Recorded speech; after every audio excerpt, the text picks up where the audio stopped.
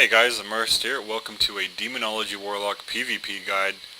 So why do we pick a Demonology Warlock? Well, it's basically like a BM hunter. We have extremely strong pets. Our pets have very good abilities such as the Wrathguard's Axe Toss for a 4-second stun, his Wrath Storm for, it's basically a Blade Storm. Actually, it is exactly a Blade Storm for our pet. And our master as a Demonology Warlock is absolutely insane. So let's jump right into our talent choices. We have Dark Regeneration, restores 30% of you and your pet's maximum health and increases all healing received by 25% over 12 seconds. This is extremely useful when you're about to go down. You could use your Health Stone followed by your Harvest Life, and you will be almost back up to 100% health in no time. Combine that with a mythical healing potion and you will be up to 100% health. Soul Leech is a passive effect. Dark Regeneration you actually have to use. Your Shadow Bolt, Soulfire, and Touch of Chaos spells heal you and your pet for 10% of the damage dealt. Very good for PvE. PvP it's okay, but if you want to know my personal opinion for the best PvP ability on this tier for talents, it will be Dark Regeneration if surviving is your #1 priority. And last but certainly not least, we have Harvest Life. Drains the life from all enemies within 15 yards of the target, causing 3,903 shadow damage and restoring 3 to 4.5% of the caster's total health every 0.92 seconds, lasts for 5.50 seconds, generates 10 Demonic Fury per second, plus 3 Demonic Fury per second on secondary targets. This is, I just decided to use this just because I've always wanted an AoE drain life. It's awesome, and like I said in my other videos, I also solo raids a lot, I farm a lot, so this is just a better choice for my personal playstyle. We have Howl of Terror at the level 30 tier. Howl causing 5 enemies within 10 yards to flee in fear for 20-second. Damage caused may cancel Howl of Terror. When hit by a damaging attack, the cooldown of Howl of Terror is reduced by 1 second on a 40-second cooldown. Very good for PvP. It would basically go hand in hand for Affliction Warlocks also. Actually all of these would, but mainly this one and this one, and I'm going to explain why when I do the Affliction video. But for Demonology, I pick Shadow Fury, and I will tell you why in just a second. And we have Mortal Coil, causes the enemy target to run in horror for 3 seconds. The caster restores 15% of their maximum health. 45-second cooldown. This is on a 40-second cooldown. This is on a 30-second cooldown. Shadow Fury is unleashed, stunning all enemies within 8 yards for 3 seconds. The reason I picked this is because if you get a group of Horde players and you Shadow Fury and you cast Wrath Storm on your Wrathguard and you follow up with a Hellfire, in Metamorphosis, do Hellfire and Drain Life, followed by your Hand of Golden, it's going to be a lot of damage in a short amount of time. Alright, starting over here, Dark Bargain prevents all damage for 8 seconds, 3-minute cooldown. When the shield fades, 50% of the damage prevented is dealt over 8 seconds.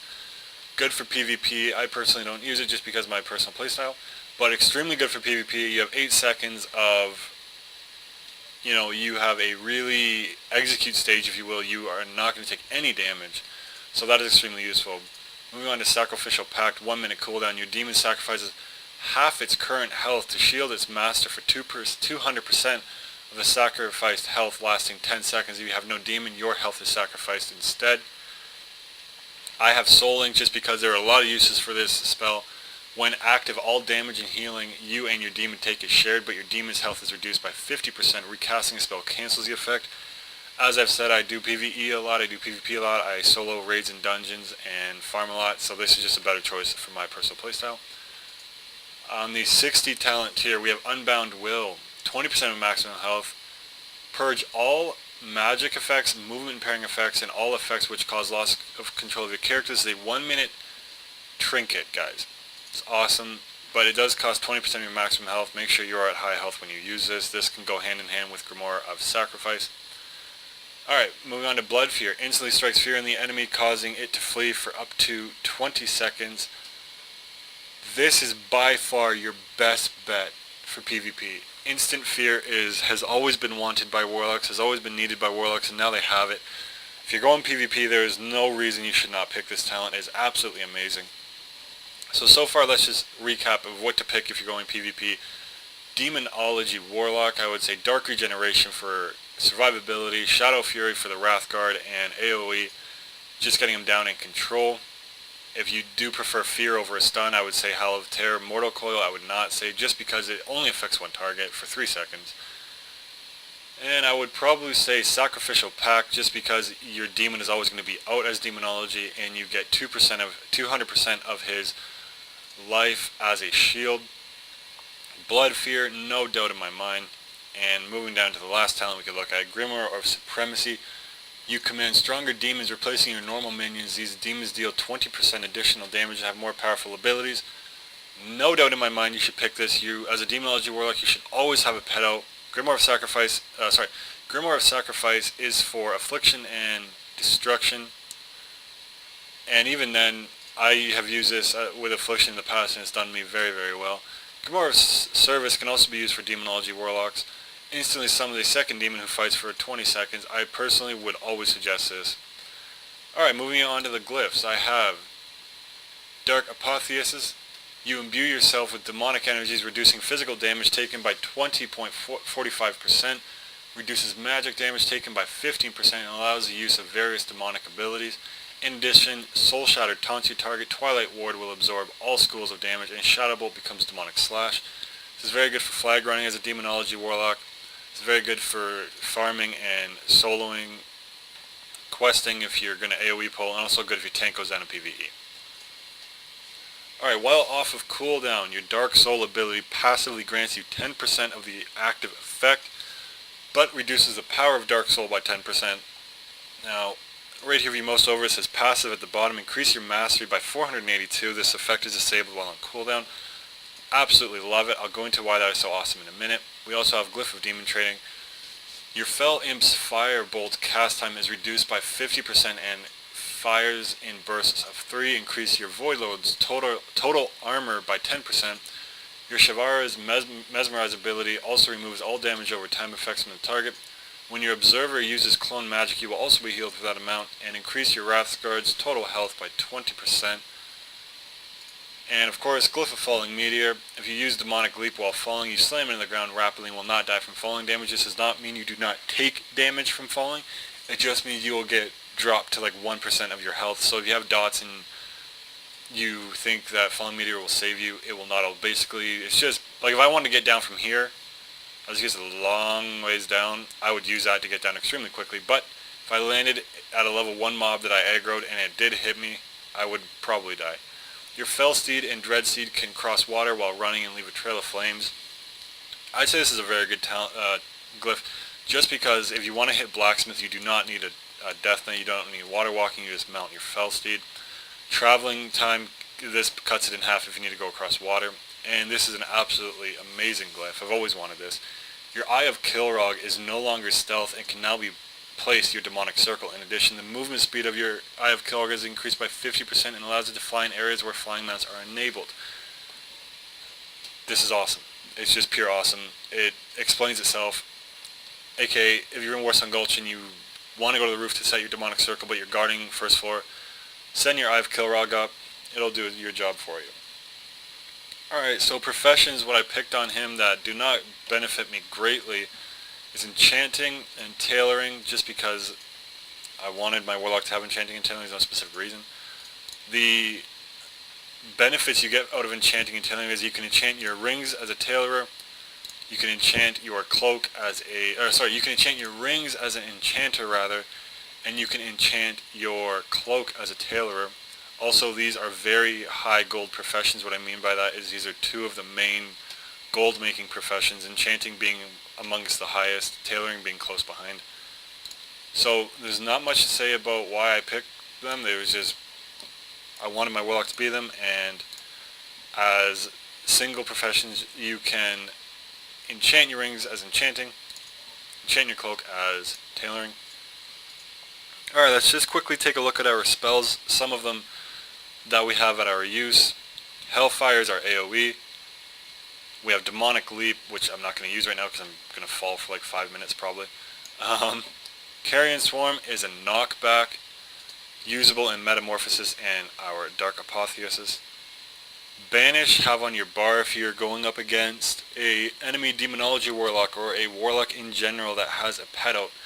Use it to banish it, and it will make that other Warlock stay a living nightmare. Enslave Demon I just have on for when I'm out questing. If I come across a cool demon, I can just kind of enslave it and make it do my bidding for me. We also have Fell Flame. This is absolutely amazing to keep people in combat. Also increases the duration of our corruption by 6 seconds, generates 15 demonic fury. Soul Shatter, 4% of your maximum health, reduces threat by 90% for all enemies within 50 yards. You will be invisible to the enemies after this spell, basically. Also, our spells change once we go into meta and Dark. I'll go into that in a minute. Dark Intent is now a group buff. We're going to keep that up at all times. Do not keep Soul Link up at all times. You guys really have to be cautious as to when to use this spell. I'm not going to use this in PvP if my demon is taking damage, because if they kill my demon, they kill me. And keep in mind, my demon's health is going to be cut in half. Right now it's 87,000. If I use it, 43,000. That is nothing in PvP nowadays. It was an easy kill. And if you accidentally click it, you cannot unclick it up here. You have to actually wait the 10 seconds out. So also bear that in mind, guys. Twilight Ward absorbs 26,689 shadow or holy damage. That also changes when we switch to our form. Burning Rush, which is the one I picked, right here. Drains 4% of your maximum health per second to increase your movement speed by 50%. I just have it because, again, my playstyle, if I was fully PvP, I would get the instant fear. We also have Hellstone, always have one on you at any given time. It basically, heals you, and it has 3 charges. It can heal you for 20% of your maximum health. Unending Resolve is a new spell added in patch 5.0.4. The Warlock hardens his skin, reducing all damage taken by 40% and preventing his spells from being interrupted or silenced for 8 seconds. Not only is this a good defensive ability, it's a good offensive ability. If there's a mage near you, it will try and interrupt you. I always said, a big weakness is not knowing who you're fighting and what their class abilities are. For example, if a mage does not know what this looks like, and it wastes a counterspell on me, now I know he has 24 seconds that it cannot do anything to interrupt my spells other than polymorph me, and all it does then is regenerates my health. And the PvP set will actually reduce the cooldown of it by 20 seconds, so that's very, very good. Soulstone, keep up on yourself or your healers if you're running with one that you know is going to be following you around. Life Tap, obviously just use when you need mana. I have Kilrog, use if you're scouting something. If I'm at stables and I want to see what the situation at Lumber Mill, Blacksmith, Farm, or Gold Mine is, I will use my Eye of Kilrog to get down there and see the situation, and I'll also use it to place my Demonic Circle. Demonic Circle use, for example, if you're going into the enemy base to get the flag that just got respawned and their enemy flag carrier is coming right up the tunnel to cap it, make sure your Demonic Circle is on the 2nd or 3rd floor, whichever way you came. Grab the flag and use it to teleport out of range of the enemies. Alright, we also have Shadow Bolt, which is our spammable. We have Soulfire, use with Molten Core procs. Hand of Golden and Corruption, keep up on the target. Shadow Fury, use to stun and try and fake a trinket. If I stun a healer and its guys are going down, chances he'll trinket that are very high, and I can catch him in an immediate full fear right after that. Wrathstorm, use for AoE PvE situations, use to try and find rogues in PvP, use when there's a big PvP battle. Fear, use whenever you want to, really. I mean, Fear is just an awesome spell that you can, really interrupt a healer's fight, interrupt someone taking the flag. I mainly use this on healers or DPS, high DPS that I know are going to give my teammates a lot of problems. Curse of Enfeeblement, use on warriors, rogues, druids, anything with... Actually, use this on anything, because not only does it reduce their physical damage, it actually reduces it increases the cast time of their spells by 25%. Use on healers, they'll hate you for it, for sure. Curse of Elements, use if you're not doing as much damage as you would like to be. Put this on high health targets like warriors, paladins, druids. Actually, anyone has high health nowadays. So just put it on anybody that, unless, my disclaimer with a Curse of Enfeeblement is if you're holding the flag, if you're being attacked, use it then. If you're playing defensively, put it on anybody that comes close to your flag carrier. If you're playing offensively, use Curse of the Elements. Dark Soul, use when you have high Demonic Fury to get that extra boost of damage. Carrion Swarm, use to knock people off, also to interrupt healers. Knock people off Lumbermill, knock people off of Warsong Gulch 3rd floor to 2nd, right around the corner. Demonic Leap, use as a blink and disengage just to get out of combat. And I think that covers it for spells. We have a lot of control. We have Carrion Swarm to get people away from us. We have Banish to control other warlocks' pets. We also have Hand of Golden, which slows them. Reduce movement speed by 30% for 6 seconds. We have Shadow Fury. We have Axe Toss. Fear. We also have Demonic Circle to control ourselves. Also control the pace of the battle. If we don't want to be in the battle anymore, we can get out of there. Same with Burning Rush. Alright, I'll quickly jump in Dark Apotheosis just to show you guys a few things. Void Ray deals 2,171 shadow damage to all enemies on the line. Looks something like that. Provocation, Soul Shadow turns into this. It's a taunt now. Fury Ward absorbs 26,989 damage. It does not have a school restriction anymore. It is complete and utter damage. These turn into buffs. So if I put this up on myself, that lasts for 30 seconds. Put this up on myself, that lasts for 2 minutes. You cannot have both up at the same time. Fear turns into sleep. Makes the target drowsy, causing it to sleep for up to 20 seconds. So that is extremely useful. And we have Demonic Slash, tears at the enemy, causing 13,033 shadow damage. And that is about it. Our mastery, guys, and this is why I really highly suggest getting Grimoire of Supremacy. Our mastery carries us. Increase the damage done by your demon servants by 23.34%. Increase the damage you deal in caster form by 23.34%. The damage you deal while using Metamorphosis increased by 70%. The damage you take while in Dark Apotheosis is reduced by 0.45%. Guys, look at the first line. Increase the damage done by your demon servants by 23%. Combine that with Supremacy, that's another 20% there. You always want to have a pet as a demon log. Why waste this mastery? It's amazing, guys. Absolutely amazing. Alright, and you don't actually need to keybind as a warlock so much as you do a warrior or a rogue. However, I have every single one of my classes keybound to the exact same thing. I do not have character-specific keybound check. Everything has the exact same thing, and I set my bars up around that. I really do think keybindings will help you guys. If you want to try it out, but you're not sure which way to try it out, the way I started is I keybound my mount. Something I don't need in dungeons, something I don't need all the time. But after 2-3 days, I was heavily dependent on keybinding for my mount. I did not want to drag it down here and click on it. I just wanted to hit Control W, and that was it. Anyway, guys, this is the end of the Demonology Warlock PvP guide. I hope it helped in some way. Oh, if it did help you guys, leave in the comments below. I would love to hear about that. If you found it fun, entertaining, if you learned something from it, if it helped in any way, please subscribe, like, and comment. It would greatly help me. Thank you guys very much, and as always, happy hunting. Thank you.